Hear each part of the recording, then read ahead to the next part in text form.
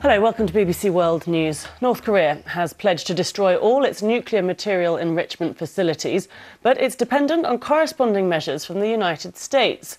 The US Special Envoy to the country, Stephen Biegun, said the US was willing to make concessions, but stressed that Pyongyang must declare the full extent of its arsenal. It comes as President Trump said a time and a place for his second summit with the North Korean leader Kim Jong-un has been agreed, but didn't reveal the details. We've made tremendous progress with North Korea. When I came in, or let's say at the end of the last administration, frankly, it looked like we were going to war with North Korea. Now, there's no missile testing, there's no rocket testing, there's no nuclear testing. We got back our prisoners or our hostages, and we're getting back our remains. They're coming in. And we've had some beautiful ceremonies in Hawaii. Well, let's speak now to Stephen McDonnell, who's in Seoul for us. Stephen, how significant is any of what's been said? Well, the US Special Envoy, Stephen Biegun, said there's more work ahead than there is behind, and I think most observers would think that is absolutely spot on. The gap between North Korea and the United States is still absolutely huge.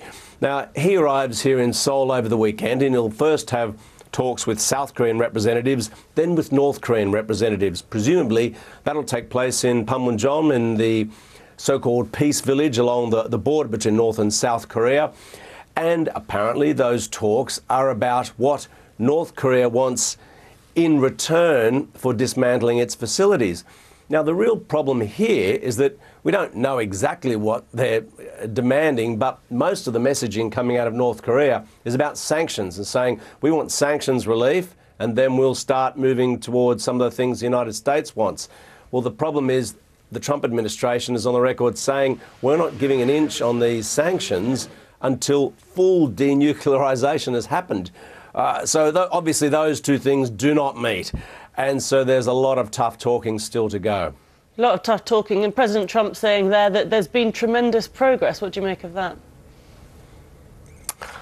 I think many observers would be scratching their heads and wondering where that progress is. I mean, sure, we heard the clip of him there speaking about no missile tests and no further nuclear tests. Now, I suppose that's progress in one way.